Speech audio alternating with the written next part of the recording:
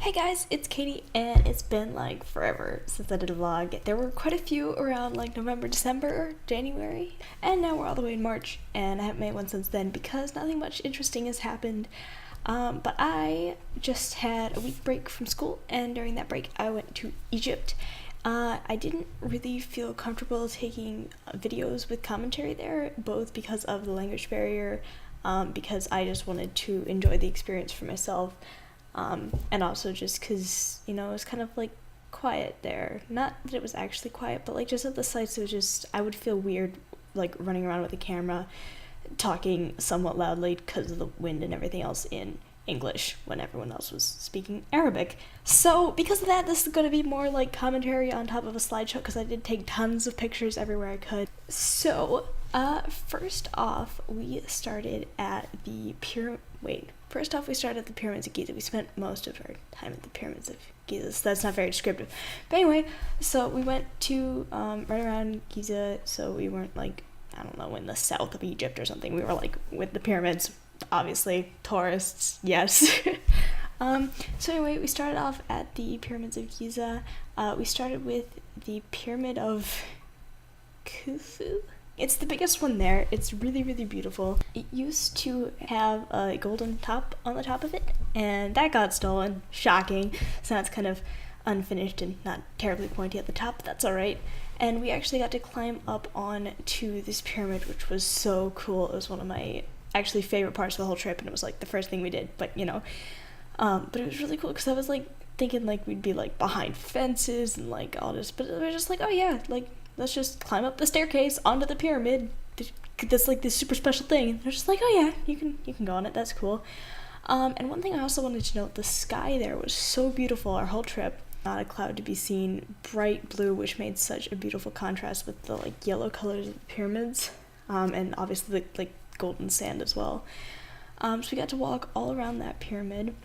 And then behind that pyramid is this housing for the solar boat. Now the solar boat, I don't precisely know why it's called the solar boat. I think I asked and then I got an answer and then I forgot again. Because it's not like solar powered, obviously. Like that would be ridiculous. I think it probably has something to do with Ra, the sun god, because like everything has to do with Ra. That's also like the golden top that I mentioned that had gotten stolen. That was also like supposed to like reflect Ra's like rays, and yeah.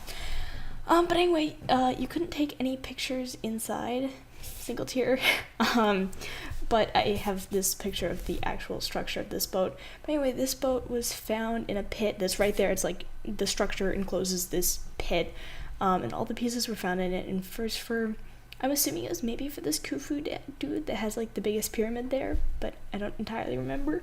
So that's mostly speculation. But yeah, and so they actually put together this thing like without any instructions or anything, which is pretty impressive and it looks really cool. Funny thing that happened while we were in there, this guy comes up to me and he's like, will you take a picture? And I thought he meant like me take a picture of him next to something, and I was like, yeah, sure. And he like turned around and starts to take a selfie with me. I'm like, no. So that was really funny. But anyway, so at this site of the pyramids of Giza, at least like this specific site where we were, there are the three big pyramids, and I'll get to the other two in a second, and then there's three smaller pyramids for these three pharaohs' queens. And so here is just a picture of some of those smaller pyramids. That's why there's like 6 pyramids in this complex, and there's 9 total, I think, but I don't know where the other 3 are. So, yeah. But anyway, so the second largest pyramid there is sound like this, and I'm like Khafre's pyramid. I think that's how the people were pronouncing it. So I'm just gonna go with Khafre's pyramid. Is the second largest one, and it is the only one you can see towards the top there. It's the only one with obvious limestone remaining kind of on the tops, because they used to be like white, and then they would have the gold, the white limestone covering them, and then the gold at the top, and then earthquakes and thieves happened, and now they're kind of just brown. R.I.P. And I took a lot of these funny little shots with like holding it and holding rocks and fun stuff. Anyway, so the third one, I never actually heard the name pronounced. I had to Google search what it was called, so I'm going to butcher the pronunciation. Are you ready for this? The Pyramid of Menkaure? I don't know. But anyway, as you'll notice, there is a gash in the side of this pyramid. This is the third largest pyramid at this site, so it's the smallest of the big three for the pharaohs, and then the other three again are for the queens. The gash in the side, you'll notice, it was actually partially destroyed by a sultan who I'm guessing, I don't know for sure, but I'm guessing that the sultan was Muslim and didn't like that the pyramids were like kind of worshipping like the Egyptian gods, sort of, or like the stairway to like Egyptian heaven or something like that, I'm guessing. So anyway, he had problems with this and started destroying it, but it was actually like super expensive to destroy, because you don't think about it, you're like, oh yeah, like they're so old, like we could just kind of take them apart. But no, these blocks are huge, and even with modern equipment they could, this happened like some ways back, but I think it was in the 20th century still, so yeah. But anyway, so that was partially destroyed there. So then we drove a small distance away from the pyramids. You could see all three of the big ones. It was just a beautiful view because you could see the desert all around. We rode camels. I don't have any pictures of us actually on the camels, but I mean, here's a picture of the camels themselves. And that was also where the first market was, which again, I don't have any pictures because I didn't want to be taking pictures of the people there, and our guide agreed like they don't like that. But there was a market there, and so that was fun. It was kind of like introduction to bartering 101. So everything there is in Egyptian pounds? Yeah, Egyptian pounds. I was like, Egyptian euros? No, that makes no sense. But anyway, Egyptian pounds or US dollars they could usually do, but Egyptian pounds was kind of the currency. And so they'd be like, oh, 200 Egyptian pounds. And then you'd be like, no, 120 Egyptian pounds. And then they'd be like, well, here, I'll give you something else. And then you can pay me the 200 pounds. I'm like, no, I don't want something else. But it was all good fun. Anyway, so the next thing we did after that was the Sphinx. Where I feel like I'm just gonna be like looking down this entire video because I have like my list, although I can scroll. Now what I want is at the top, so it's like close to the webcam. But anyway, so next we went to the Sphinx where I took some more funny pictures, just like raw funny pictures. And then we went to this cool spot with the Sphinx between Khufu and Khafre's, I think, pyramids, the two larger of the pharaoh's pyramids, and that was kind of a cool spot because you could get all three. So the next thing we did after that was we went on a little boat ride down the Nile, which was super nice because it was like really kind of hot everywhere else, but on the Nile it was like good temperature, nice little breeze. It was just like super chill and quiet, and it was just like a nice break from the city. I didn't take too many pictures because it wasn't too long and there wasn't much to see, but yeah. So after that, I think this was the next day now, we went to the Egyptian Museum. Couldn't take any pictures inside, singles here, without a pass, and I did not have one of those passes, so I didn't take any pictures. But to briefly explain, it was cool beans, and there was lots of old stuff, and they had some King Tut stuff there, but no one could take pictures in that room. But anyway, water break. So now that I can talk without being like super rumbly, oh yes. Okay, not rumbly, it's more gravelly than rumbly. Rumbly is like when you got bass, me, bass in my voice, yeah, right. But anyway, at the Egyptian Museum there were cats outside. There were kind of wild cats all throughout the city, which was really cool because like of all the things that there can just be like wild animals roaming around, like cats, it was awesome. And there was where a dude proposed to me. Literally, I didn't do anything, and he was just like, will you marry me? And I was like, no. And that was that. Don't let that, like, stop you from coming to Egypt. It was all very charming, but yeah, it was just kind of like, what did I do? Like, are you aware that I'm, like, 16? Like... Alright, anyway, now I'd like to make a quick side note about the traffic in Egypt. I only managed to get one picture of this that's like half decent, and it's still very blurry and doesn't really do it justice. But you can kind of see like the cars on the road are all like on and moving, and there's just kind of like people like walking through the cars that are trying to kind of drive along at a reasonable pace. But that's not going to happen because there's too much traffic, made worse by the fact that on some lanes, English.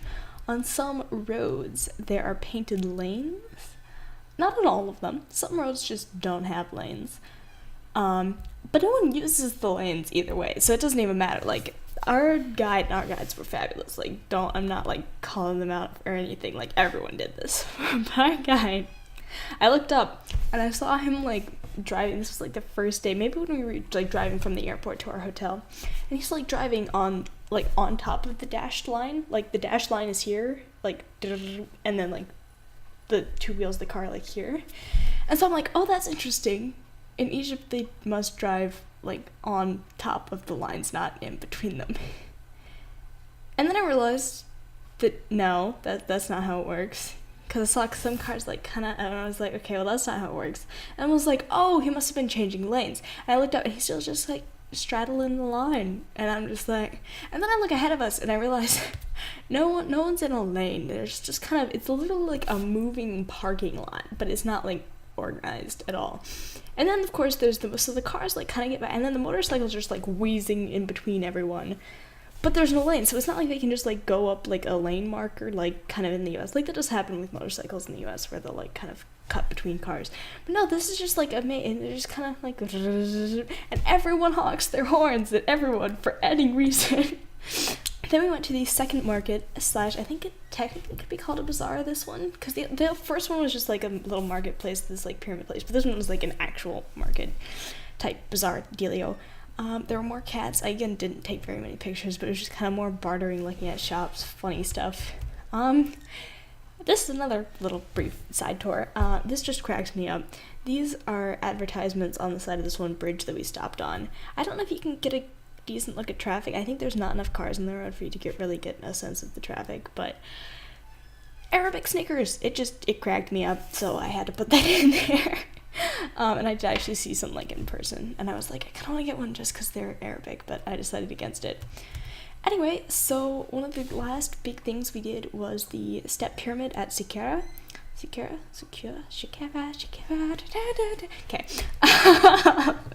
It's currently under refurbishment. I saw these pile of blocks and I wasn't quite sure what they were for at the time, but now I'm wondering if they're going to cover this pyramid in limestone like the other pyramids used to be. So that could be really interesting. Another interesting thing that was at that site in Saqqara is these giant burial pits. So here's one of them, and then there was another one kind of on the other side of it, like near it, but just like on the other side of one of the walls. So there were like two of these holes right next to each other. And they were huge. And basically the way he worked, our guide explained, was they would fill one sand with hole. Perfect. No, they would fill one of these holes with sand, and then they were burial pits. I don't know if I said that already. But they were burial pits, and they would put the bodies like on top of a huge thing of sand that was filling one of the pits, and then they'd go. But these two burial pits are like here, and then they're connected by a tunnel, and so then this one's like full of sand, right? And they put a body up here, and then the other one they like dig the sand out, and so then the body slowly like lowers, and then that kind of. So yeah, because they didn't have like hoists and stuff to like. So I guess that's cool. And then there was a really cool, like, whole, like, little structure complex thing. I think he said it was, our guide said it was for, like, mummification, the different steps of it. And so, yeah, it was quite cool. This is gonna be a long vlog, but that's okay. It's also, like, I'll be like, side note, this is educational, technically. I mean, seriously, this is, like, summary of, like, the area around Giza. Like, alright. But anyway, so there were just kind of these really beautiful columns, and then one thing that was really funny is there were these little, like, holes in the wall for the organ jars to go for mummification, because you would, like, pull out most of your organs except for the heart and kidneys, and, like, put them in jars, and so that you could have them, and I think you were, like, supposed to drink honey, and then your, like, intestines would grow back when you came back to life. Pretty legit. But anyway, there were these little holes in the wall, and I was just like, yo, like, I'm gonna be in one of these. And then there was also this chamber type thing, and it was actually, there was graffiti from one of the later ages, because it was like the early, middle, and new Egyptian ages. There's 3 ages, I forget what they're called, but this was from this, like, the step pyramid was one of, like, the first pyramids. And so this site was older, and then, like, in the, like, 3rd third like age of Egypt, these people like came by and like put graffiti in it. So now it's all like covered to like preserve it, but it's like graffiti from another part, but from the Egyptians to the old Egyptian stuff. Yeah. So the black writing is the graffiti. So yeah. Oh, and then these pictures are kind of blurry, which is too bad. I couldn't get a better one because we were in the car. It was the only time that we could see this. But the Nile floodline you can see really easily here because everything's all green. There's palm trees and plants everywhere because palm trees are not plants. They are. It's just, yeah. And then, so you would get this wall of green, and then you just get this line of the sand, and the desert would just start, because that's where the Nile had flooded up to, or would flood up to.